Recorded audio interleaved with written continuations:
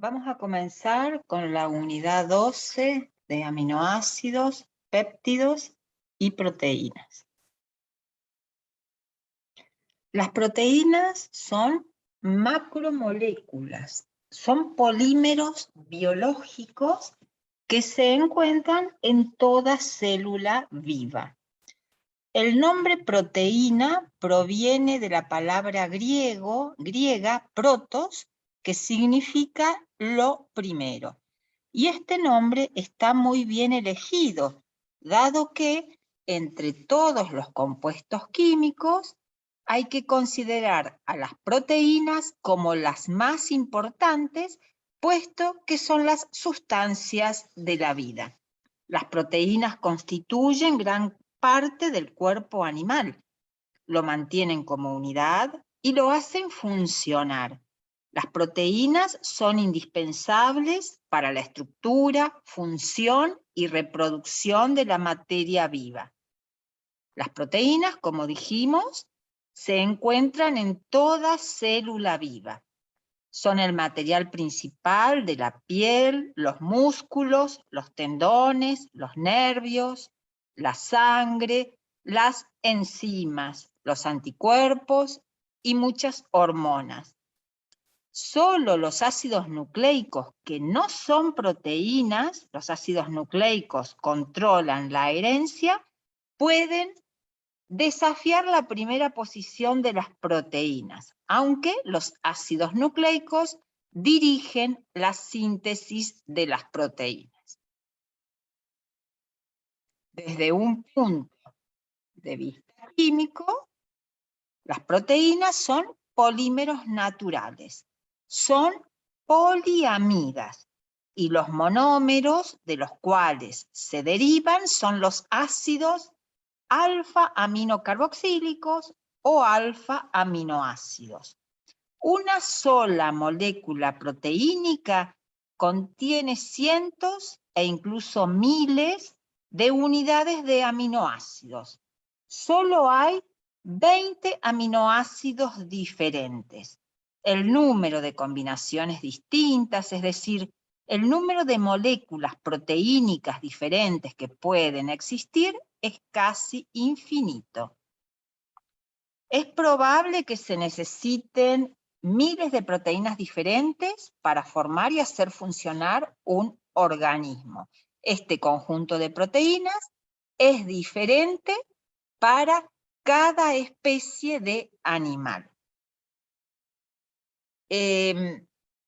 Como ya dijimos, como ejemplos de proteínas, o podemos encontrar proteínas en enzimas, en hormonas, anticuerpos, en la membrana proteica del ojo, en las plumas, en las telas de araña, cuernos de animales, proteínas de la leche y otras muchas sustancias con actividades biológicas distintas.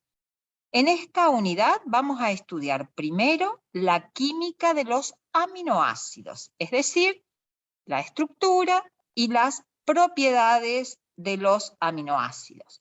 Después estudiaremos las propiedades de los péptidos, que son moléculas que contienen unos cuantos aminoácidos unidos entre sí, y finalmente estudiaremos la estructura de las proteínas. Cada ser vivo sintetiza sus propias proteínas a partir de los aminoácidos. Las plantas superiores sintetizan a su vez todos los aminoácidos necesarios para sintetizar sus propias proteínas, mientras que los animales no pueden sintetizar todos los aminoácidos necesarios. Los humanos pueden sintetizar casi la mitad de los aminoácidos necesarios para formar proteínas. Hay otros aminoácidos que reciben el nombre de aminoácidos esenciales que no pueden ser sintetizados y deben suministrarse en la dieta. Estos 8 aminoácidos esenciales son fenilalanina, isoleucina, leucina, lisina, metionina, treonina, triptófano y valina. Y a estos 8 se le suman otros dos, como arginina e histidina, que se sintetizan en forma insuficiente en determinadas etapas. A las proteínas que proveen todos los aminoácidos esenciales en las proporciones casi correctas para la nutrición humana, se les llaman proteínas completas. Ejemplos de proteínas completas son las que se encuentran en la carne, en el pescado, en la leche, en los huevos. Alrededor de 50 gramos de proteína completa por día es lo adecuado para los humanos adultos.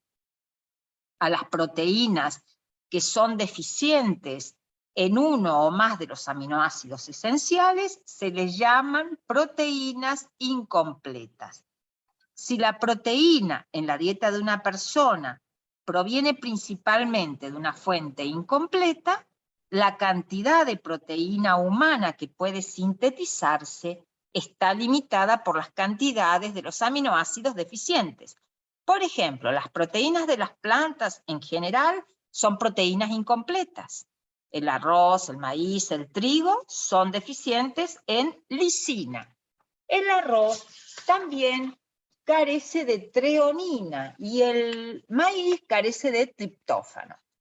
Los guisantes y otras leguminosas son las de entre las plantas comunes las que tienen proteínas más completas. Sin embargo, son deficientes en metionina. Los vegetarianos pueden lograr una ingesta adecuada de aminoácidos esenciales si comen muchos alimentos a partir de distintas plantas. Las proteínas de las plantas pueden elegirse como complementarias con algunos alimentos que suministran los aminoácidos que los otros alimentos carecen. Una alternativa es complementar la dieta vegetariana con una fuente rica en proteína completa como la leche o los huevos. Aquí tenemos los aminoácidos. Los aminoácidos se conocen por sus nombres comunes, que son derivados de la fuente de donde han sido aislados. El primer aminoácido en ser descubierto fue la asparagina en los espárragos en 1806, y el último en descubrirse fue la treonina en 1938. Los aminoácidos están constituidos por carbono, hidrógeno, oxígeno y nitrógeno y tienen un grupo carboxilo y un grupo amino unido al mismo átomo de carbono. Todos los aminoácidos, aquí podemos ver la estructura de un alfa aminoácido. Estos alfa aminoácidos son los aminoácidos que se obtienen por la hidrólisis de las proteínas. Se llaman alfa aminoácidos porque el grupo amino está sobre el átomo de carbono alfa, que es adyacente al grupo carboxilo. Los 20 aminoácidos tienen una cadena lateral distintiva que les confieren distintas propiedades químicas. A esta se la conoce como componente radical, que varía en estructura, en tamaño, carga eléctrica y solubilidad en agua. Podemos ver cómo se clasifican los aminoácidos según las características de las cadenas laterales. Podemos ver aquí entonces aminoácidos alifáticos con cadenas hidrocarbonadas, donde R es hidrógeno, en el caso de la glicina, o un grupo alquilo, metilo en la alanina, isopropilo en la valina, isobutilo en la leucina y secbutilo en la isoleucina. Podemos ver que para cada aminoácido se utiliza una abreviatura de 3 letras basada en su nombre, que se utiliza para escribir las fórmulas de los péptidos. Y también tienen un símbolo de una letra para ser usados al escribir las estructuras de las proteínas. El alfa-aminoácido más sencillo es la glicina, en el que R es igual a hidrógeno. Aquí tenemos aminoácidos en donde la cadena lateral tiene una función alcohol, es decir, con cadena hidroxílica, como serina y treonina, y otros aminoácidos cuya cadena lateral contiene azufre, como cisteína y metionina. Otros con la cadena lateral que tienen grupos aromáticos, como fenilalanina, tirosina y triptófano. También tenemos aminoácidos ácidos, en donde la cadena lateral tiene un grupo carboxilo, y aminoácidos básicos, donde la cadena lateral tiene grupos aminos.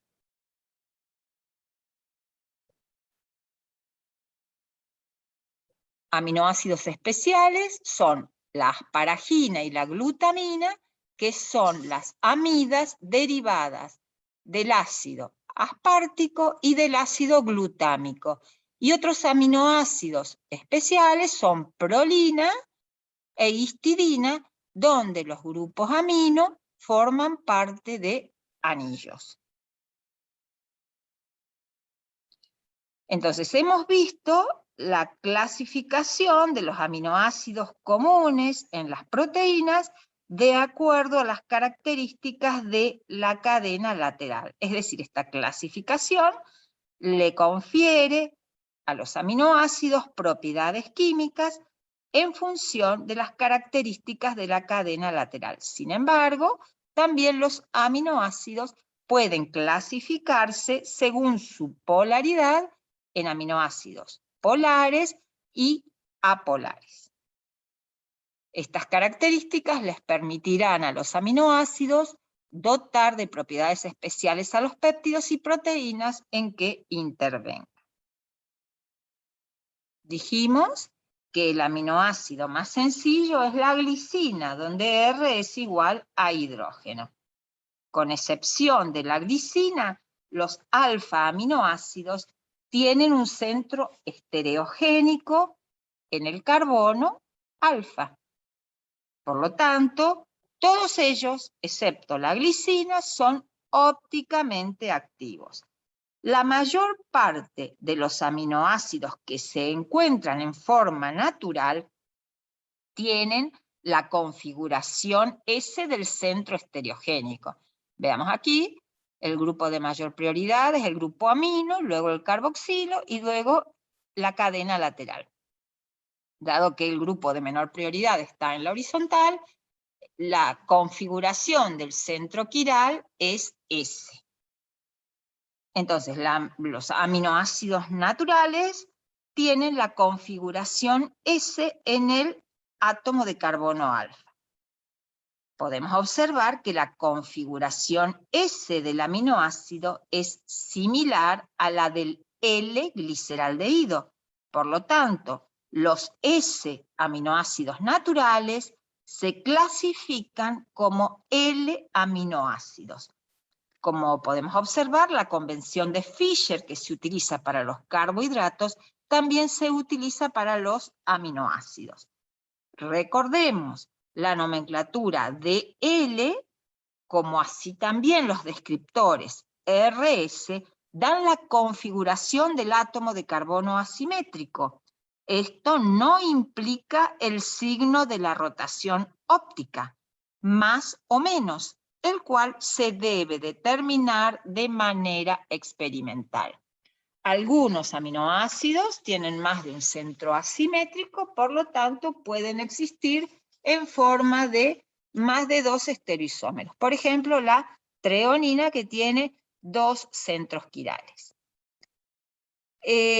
Los aminoácidos tienen propiedades que los hacen, o propiedades que es difícil de justificar mediante esa estructura simple que hemos propuesto. Estas propiedades poseen puntos de fusión altos, superiores a los 200 grados Celsius, Son solubles en agua y solventes polares y son insolubles en solventes no polares. Tienen momentos dipolares grandes, mayores que las aminas y que los ácidos carboxílicos. Son menos ácidos que la mayoría de los ácidos carboxílicos. Los pK de los aminoácidos es del orden de 10 y los ácidos carboxílicos tienen un pKa del orden de 5.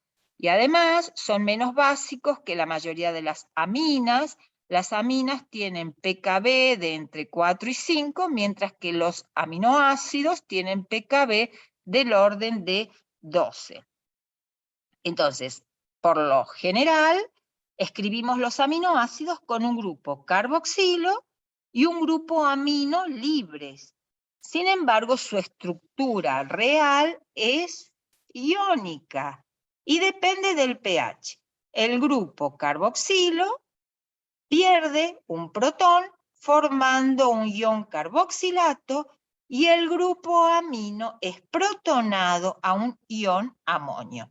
A esta estructura se la llama ion dipolar o suiterión. Suiterión es una palabra que proviene del alemán y que quiere decir ion dipolar. La naturaleza dipolar de los aminoácidos permite explicar esas propiedades poco usuales. Recordemos que en solución acuosa, el grupo carboxilo cede protones, mientras que el grupo amino se comporta como base o aceptor de protones. Estas dos reacciones son reversibles, son rápidas, y la cantidad de las dos formas, cargada y no cargada, dependen del pH de la solución. Entonces, dijimos que la naturaleza de ion dipolar permite explicar estas propiedades inusuales o poco usuales de los aminoácidos. De hecho, la parte ácida de la molécula de aminoácido es el grupo amonio y no el grupo carboxilo. De ahí la menor acidez del aminoácido respecto de los ácidos carboxílicos. Y por otro lado, la parte básica no es el grupo amino, sino que es el anión carboxilato, razón por la cual los aminoácidos son menos básicos que las aminas. Debido a que los aminoácidos contienen tanto un grupo ácido, que es el catión amonio, como un grupo básico, que es el anión carboxilato, son anfóteros, son anfotéricos, es decir, tienen propiedades ácidas y básicas. Pueden comportarse como ácidos al donar un protón a una base fuerte o como bases al aceptar un protón de un ácido fuerte.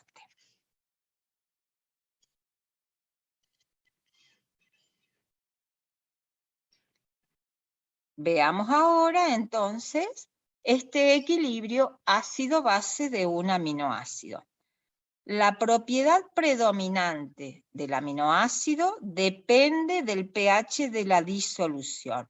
En una disolución ácida, el grupo carboxilato se protona a un grupo carboxilo libre y la molécula tiene una carga total positiva.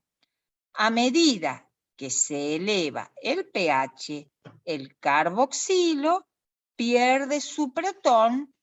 Esto se lleva a cabo a un pH de alrededor de 2. A este punto se lo llama pKa1, que es la primera constante de disociación ácida. A partir de esta forma de suiterión o ion dipolar se sigue aumentando el pH, el grupo amonio pierde su protón para dar el grupo amino libre, situación que ocurre alrededor de un pH de entre 9 a 10. A este punto se lo llama pKa2, que es la segunda constante de disociación ácida. Por encima de este pH, la molécula tiene una carga total negativa. Entonces, si miramos este comportamiento ácido-base del aminoácido, vemos que en una solución ácida fuerte se capta un protón a nivel del anión carboxilato, el cual se está comportando como base, y el aminoácido presenta una forma catiónica predominante. En solución alcalina fuerte, los hidroxilos reaccionan con el catión amonio, que se comporta como ácido, formando agua, y el aminoácido presenta una forma predominantemente aniónica a estos pH ácidos, básicos. Veamos entonces esta figura que muestra la curva de titulación para la alanina. La curva comienza en la parte inferior izquierda, donde la alanina está por completo en su forma catiónica. Se va adicionando lentamente una base y se registra el pH. A medida que vamos agregando base a partir de esta estructura catiónica, a un pH de 2,34, la mitad de las moléculas se encuentran en su forma catiónica y la otra mitad de las moléculas se ha convertido a su forma zwitteriónica. A un pH de 6,01, casi toda la alanina está en su forma zwitteriónica. A un pH de 9,69, la mitad de las moléculas tiene la forma zwitteriónica y la otra mitad de las estructuras de ion zwitterión se han convertido a la forma básica. Entonces, en esta gráfica podemos observar que la alanina está principalmente en su forma catiónica a valores de pH por debajo de 2,34. En la forma zwitteriónica, para valores de pH entre 2,34 y 9,69, y en la forma aniónica para valores de pH por arriba de 9,69. Si variamos el pH de la disolución, podemos controlar la carga de la molécula. Entonces, según lo que hemos visto, si el aminoácido se coloca en un campo eléctrico a pHs bajos, donde predomina la estructura catiónica, el aminoácido se desplaza hacia el electrodo negativo, que es el cátodo. A pHs altos, donde predomina la estructura con carga negativa o aniónica, el aminoácido se desplazará hacia el electrodo positivo, que es el ánodo. Y a un pH intermedio, el aminoácido estará en su forma de ion dipolar, no tiene carga y no migra en el campo eléctrico. Entonces, como vemos, un aminoácido tiene carga positiva en una disolución ácida, es decir, a pH bajo, y una carga negativa en una disolución básica, es decir, a pH alto. Debe haber un pH intermedio donde el aminoácido esté balanceado de igual manera entre la forma aniónica y la catiónica, es decir, donde el aminoácido se encuentre como zwitterión dipolar con una carga neta de 0. A este pH se le llama pH isoeléctrico o punto isoeléctrico. El pH isoeléctrico depende de la estructura del aminoácido de una manera predecible. Entonces, el pH intermedio en el que el aminoácido tiene carga neta 0, recibe el nombre de punto isoeléctrico. Entonces, el punto isoeléctrico, como decíamos, es el pH al que cada aminoácido se presenta en forma de suiterión. Para esa estructura, la carga total es nula, la solubilidad es mínima. Cada aminoácido tiene un punto isoeléctrico característico que depende del grupo R de cada uno. El punto isoeléctrico se puede calcular a partir de los pK de acidez de los grupos ácidos o básicos. Es un promedio del pKa1 y del pKa2. Por ejemplo, para lo que vimos en la alanina, el punto isoeléctrico sería 2,34 más 9,69 dividido 2, lo que da un pH de punto isoeléctrico de 6,01. Los aminoácidos que presentan más de un grupo ácido o básico seguirán las sucesivas donaciones de sus protones a medida que aumenta el pH. Así, por ejemplo, el ácido aspartico, en su forma catiónica, es decir, en su forma más ácida, con todos los grupos protonados, tiene una carga total positiva de más 1.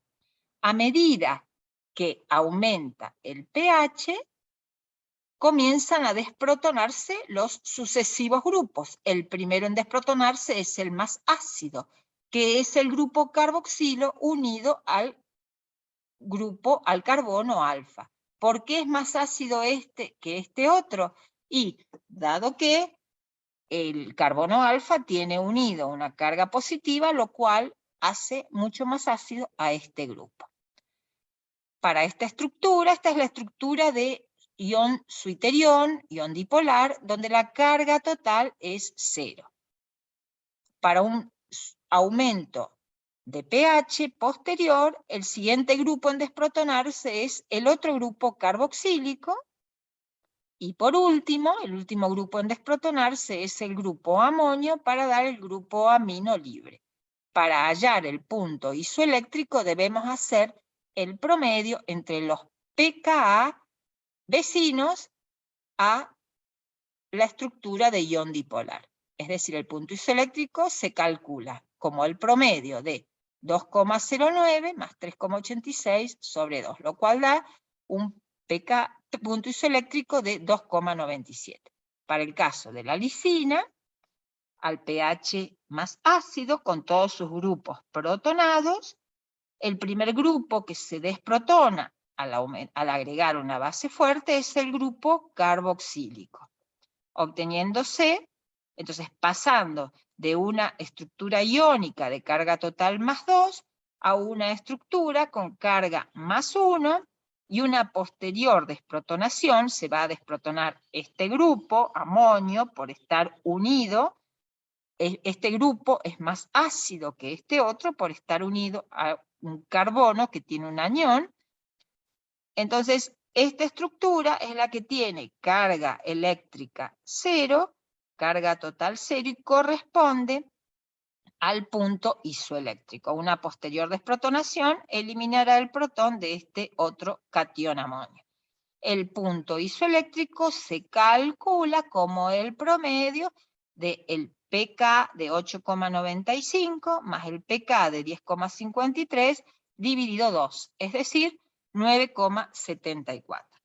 En esta tabla tenemos tabulados los puntos isoeléctricos de algunos aminoácidos. Podemos observar que, como ya dijimos, los puntos isoeléctricos dependen de la característica de las cadenas laterales. Entonces, aminoácidos que tienen cadenas laterales con grupos carboxílicos, como ácido aspartico y ácido glutámico, tienen puntos isoeléctricos ácidos del orden de 3. Los aminoácidos básicos, como histidina, lisina, arginina, dado que en sus cadenas laterales tienen grupos aminos, es decir, son aminoácidos básicos, tienen puntos isoeléctricos de entre 9 y 10. El resto de los aminoácidos que tienen cadenas laterales neutras, es decir, con cadenas laterales que no tienen grupos ácidos o básicos, sus puntos isoeléctricos son ligeramente ácidos de alrededor de 5 a 6, debido a que el grupo amonio es ligeramente más ácido que el grupo básico carboxilato. Esta capacidad de controlar la carga de un aminoácido es útil para la separación e identificación de aminoácidos por medio de un procedimiento que se denomina electroforesis. La electroforesis usa las diferencias en los puntos isoeléctricos para separar mezclas de aminoácidos. Se coloca una banda de la mezcla de aminoácidos en el centro de una capa de gel de acrilamida o de una pieza de papel de filtro mojado con una disolución reguladora. Se colocan 2 electrodos en contacto con los bordes del gel o papel y se aplica un potencial de varios miles de volts a través de los electrodos. Los aminoácidos con carga positiva, catiónicos, son atraídos al electrodo negativo, que es el cátodo, y los aminoácidos con carga negativa, aniónicos, son atraídos al electrodo positivo, el ánodo. Un aminoácido en su punto isoeléctrico no tiene carga neta, por lo que no se mueve. Como ejemplo, consideremos una mezcla de alanina, arginina y ácido aspartico en una disolución reguladora a un pH de 6. La alanina está en su punto isoeléctrico, en su forma zwitteriónica, dipolar con una carga total 0. Un pH de 6 es más ácido que el punto isoeléctrico para la arginina, que tiene un punto isoeléctrico de 10,76, por lo cual la arginina está en su forma catiónica. Por su parte, el ácido aspartico, que tiene un punto isoeléctrico de 2,98, un pH de 6 es más básico que el punto isoeléctrico de 2,98. Por lo tanto, el ácido aspartico está en su forma aniónica. Cuando se aplica un voltaje a una mezcla de alanina, arginina y ácido aspartico a un pH de 6, la alanina no se mueve, la arginina se mueve hacia el cátodo, que es el electrodo negativo, y el ácido aspartico, a ese pH de 6, se mueve hacia el ánodo, que tiene carga positiva. Bueno, vamos a ver aquí la manera o la producción de aminoácidos. Por un lado tenemos la síntesis o la producción industrial de aminoácidos, donde uno de los aminoácidos que se produce en mayor escala es el ácido glutámico, el cual es un aditivo en alimentos y sirve para realzar el sabor de los alimentos. Este es el aminoácido que más se produce de manera industrial. También tenemos metionina y lisina. Otro de los métodos de producción de aminoácidos es la hidrólisis de proteínas, es decir, los aminoácidos de estado natural se pueden obtener hidrolizando proteínas y separando la mezcla de aminoácidos. Sin embargo, dado estas mezclas de hidrolizados son de difícil separación, por lo que tienen poca importancia económica. Con frecuencia es más económico sintetizar el aminoácido puro mediante una síntesis química. Vamos a ver una serie de métodos que no son más que extensiones de las reacciones que ya hemos estudiado. Vamos a ver en primer lugar la aminación de alfa-aloácidos. La reacción de Hell, Vollard y Zelinsky es un método efectivo para introducir bromo en la posición alfa de un ácido carboxílico. El alfa-bromoácido se convierte a un alfa-aminoácido por medio de la aminación directa usando un gran exceso de amoníaco. Cuando vimos preparación de aminas mediante alquilación directa, vimos que es una síntesis poco recomendada para obtener aminas, ya que forma grandes cantidades de productos polialquilados. Sin embargo, en este caso, la reacción da rendimientos aceptables debido a que se usa un gran exceso de amoníaco, lo que hace más probable que desplace el bromo. Además, el ion carboxílico adyacente en el producto reduce la nucleofilicidad del grupo amino. Esta secuencia muestra la bromación del ácido propanoico seguida por el desplazamiento del ion bromuro para formar la sal de amonio de la alanina.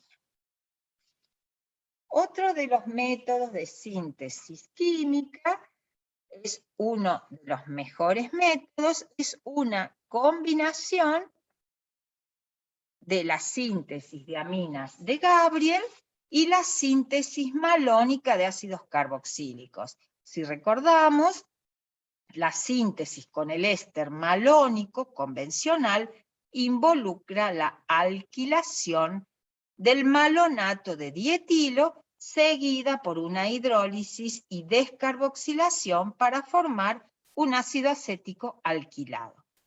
Esta combinación de síntesis de Gabriel y síntesis malónica comienza entonces con la obtención del éster N-ftalimido malónico con el grupo amino protegido como una amida, que es la ftalimida en este caso, para evitar que actúe como nucleófilo. Entonces, el anión ftalimida, un buen nucleófilo, desplaza al bromo del 2-bromo malonato de dietilo. Entonces, así como la síntesis malónica forma ácidos acéticos sustituidos, la síntesis del éster N-ftalimido malónico forma ácidos aminoacéticos sustituidos, es decir, alfa-aminoácidos. El éster N-ftalimido malónico se desprotona y se alquila de igual manera que el éster malónico.